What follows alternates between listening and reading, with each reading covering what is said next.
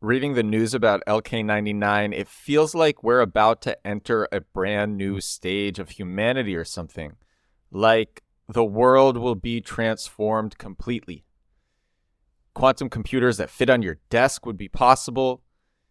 And this is getting so much attention and attempts that I'm thinking a breakthrough is inevitable. That was an exchange between a friend and myself.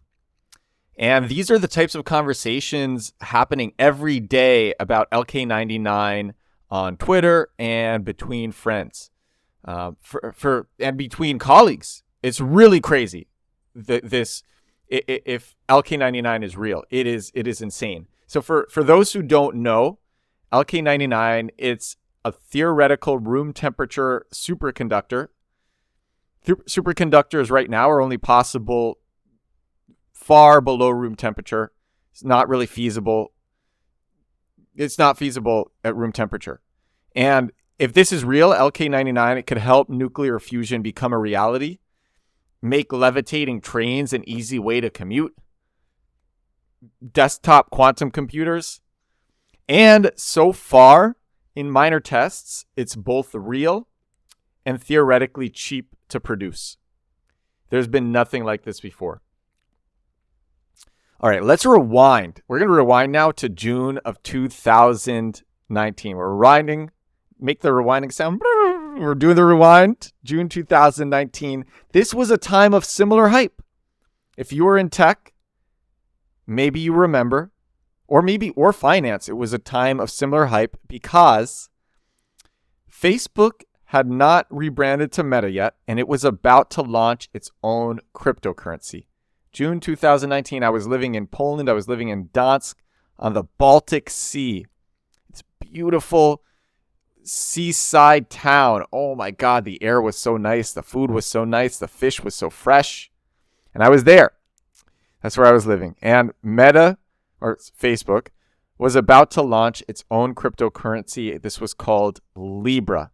Do you remember that? Do you remember Libra? Facebook was about to launch its own currency. And a co-founder and I, and there was a lot of hype around this. And a co-founder and I thought it would be super easy to use this hype to get interests from venture capital firms. And let me tell you, we were right. We were very right. We made a landing page for what we were calling the Athena browser. We called it the Athena browser. We used branding left over from a previous theoretical project that we were going to do. We were going to make a gaming console in crypto called Athena. We never did that, and we had this branding for Athena, and we just used that. So we just reused previous assets, put together a page really fast, super simple. The page was a color-changing gradient. It was a color-changing gradient background with lines like, my co-founder thought of this so clever, lines like, buy cookies with your cookies.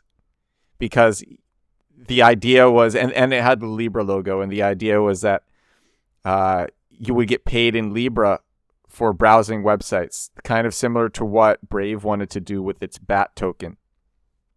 That was the idea behind the Libra browser. You get paid with Libra tokens, and you would basically get paid to look at ads. So we bought the librabrowser.org domain. We redirected it to an Athena browser domain.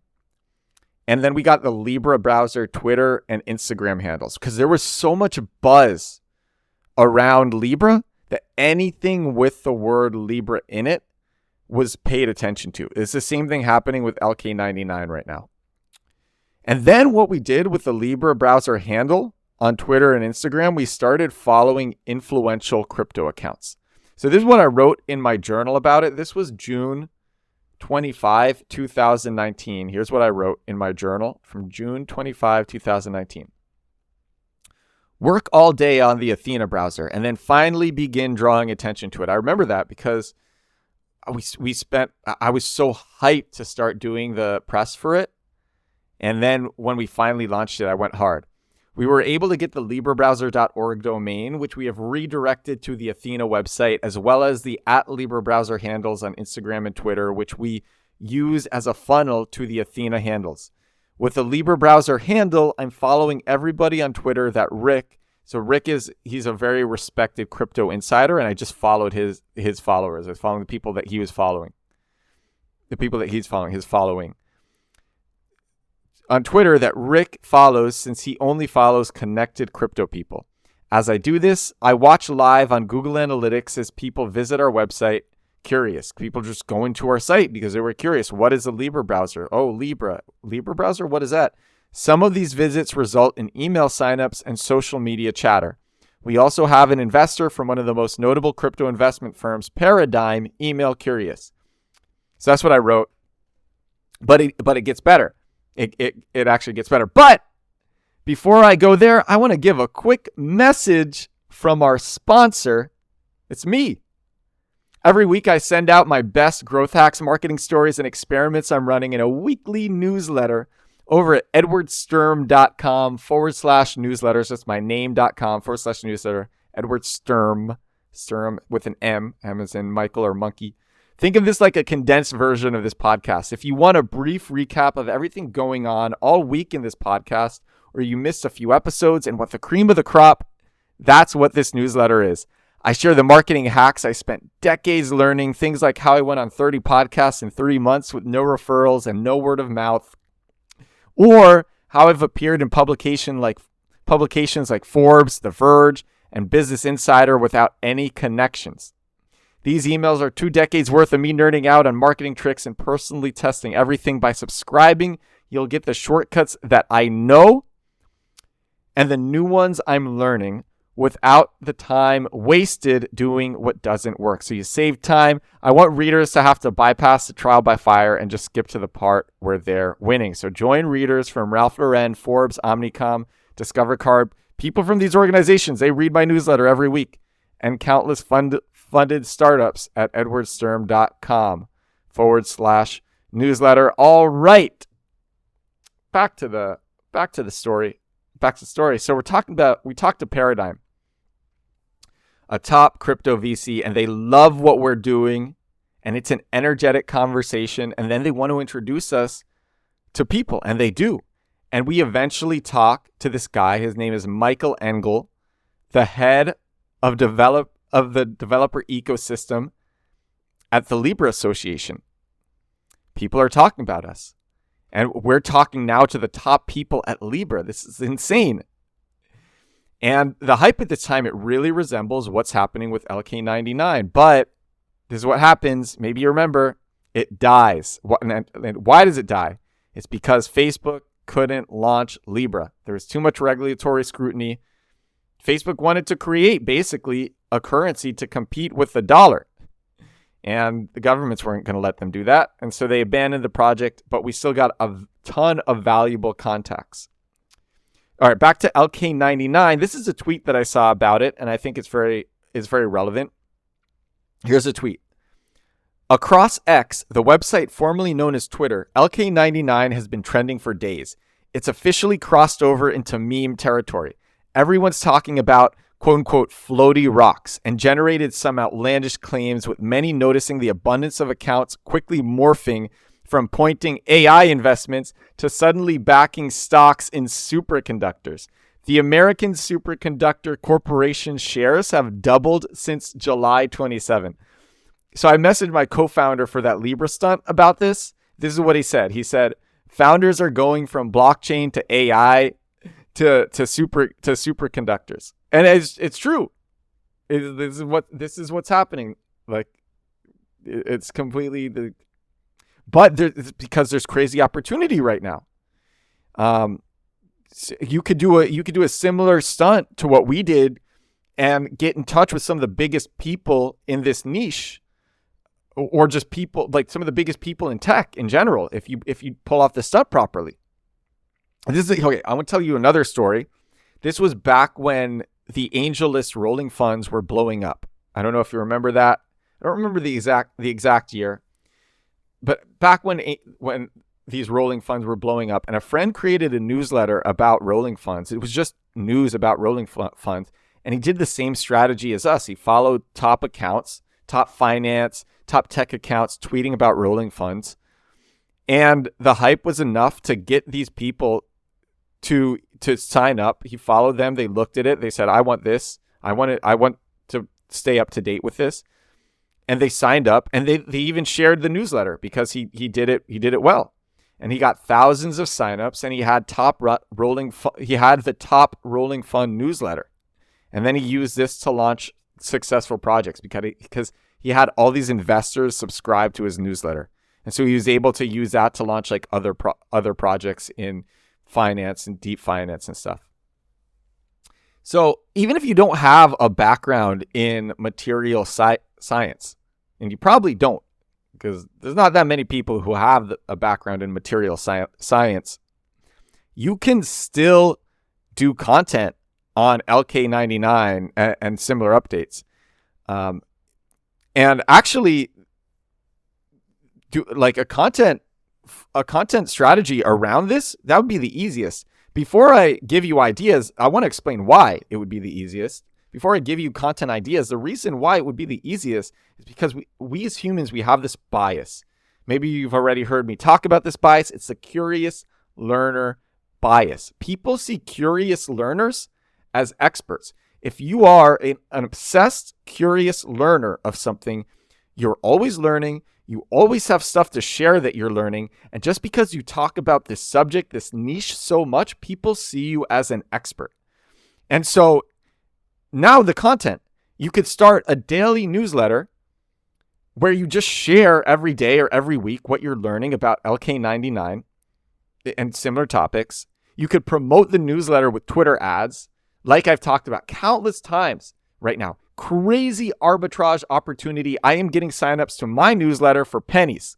I am getting listeners on Twitter to Twitter Spaces for fractions of a penny. I'm getting listeners on Spotify or Apple Podcasts for pennies. Crazy. I've talked to Gary Vee's head media buyer about this constantly, about how Twitter ads is like the craziest arbitrage opportunity because the big advertisers left and the product has been worked on and improved. So you could start this daily newsletter, promote it with Twitter ads. You could also start an LK99 TikTok channel because you have distribution on TikTok. Just TikTok pushes out any video. It just pushes it out and tests it. And right now, I actually made a video about LK99 today. I started an alt channel where I just wanted to like mess around on, test different things. And I put up a video about LK99 today. It's up to like 6,000 views. It was a very mediocre video that I made in 10 minutes. And LK99 is so hot. You just start like a material science TikTok channel. Every day, share 1 or 2 videos about things you're learning about LK99. And people will see you as the expert, and you'll get all sorts of opportunities. You could funnel these people to a newsletter or to anything.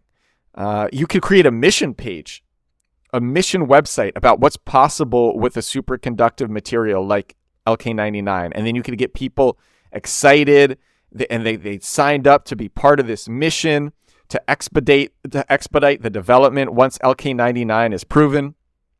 There are all sorts of things that you can do with this, like similar to what we did or what my friends did. You could just, but the curious learner bias is so strong. There's so much hype about this right now that you could just totally capitalize off it by creating a brand where you're just learning and sharing what you're learning about LK99. Here's a reality about LK99. A lot of investors are bearish because they don't believe that it will be this superconductive ambient temperature material that it's hyped up to be. And no one really knows right now. So people are bearish, but the hype is getting a lot of people interested in what's possible. It's exactly what my co-founder said. And my friend said. He said, and I said this at the beginning of the pod, he said, this is getting so much, this is literally what he wrote, this is getting so much attention and attempts that I'm thinking a breakthrough is inevitable. And that's what a lot of investors are saying as well, that this is getting so much attention, so many attempts that if a breakthrough doesn't happen now, it'll happen in a couple of years. And if you start a brand around this now, around a ambient temperature superconductive material, then when that does happen, you'll be there, you'll meet the market, and it'll be wild. So I'll give you some examples because I literally watched this happen with several brands in crypto. Back in 2018, January 2018, we invented play to earn in crypto. We made the first video game in crypto. 2000, we were like hot stuff. I was getting recognized at conferences, and we had a lot of copycats. 2019 was crypto winter. The value of like whatever we had made had decreased by 14 times. We really lost a lot of money. And we left the space. We left crypto. Big mistake. Because the copycats, the ones who copied us, they stayed. A lot of these players, they stayed throughout crypto winter. They weren't making any money. They weren't making any money during this time. But 2021 rolls around, crypto goes back up, NFTs come around. By 2022, these companies that weren't making any money in 2019 during the winter, they were $100 million companies. And one was even this one company, Axie Infinity, it was $1 billion company worth $3 billion. And they just stayed. And there was a trough of sadness where it was so much hype, then it went down, and then it went way back up. And so even if LK99 isn't what everybody thinks, it's like my friend said, and investors are saying it too. Something's coming. And so you could just stay with it. And this is a very good space to be in. It's very lucrative. Material science is a very lucrative space to be in. So you could do one of these. This is what I'm learning. I'm going to share what I'm learning every day. People will see you as an expert. And what do you get when you're an expert? You get job opportunities, speaking gigs. You get opportunities as to be a brand ambassador. It's just so many things. And you learn too. Like you get access before you get alpha. Yeah, you get alpha as well. So much. So it's similar to the Rolling Fund newsletter where my friend, he was just a curious learner, sharing everything that he was learning with rolling funds. I honestly think that the curious learner bias is like the best bias. Share what I do that too, because when I learn stuff about like Twitter ads, for example, I didn't know anything about Twitter ads a couple of months ago. And then I was just sharing what I'm learning about it. People are loving it. So share what you're learning. I'm sharing right now what I'm learning about LK99 and then relating it to previous experiences. There's so much you can do with this content, so many opportunities right now. And LK99 is so hot, and it's easy to get. It's easy for people for you to have people pay attention just by talking about something that's so trendy. All right, this is episode number 30 of The Edward Show. This is how to capitalize off the hype, off the LK99 hype cycle. I hope you enjoyed this episode. I really enjoyed recording it. And I'm going to have another great show for you tomorrow. Thank you so much for listening. I'll talk to you soon. Bye.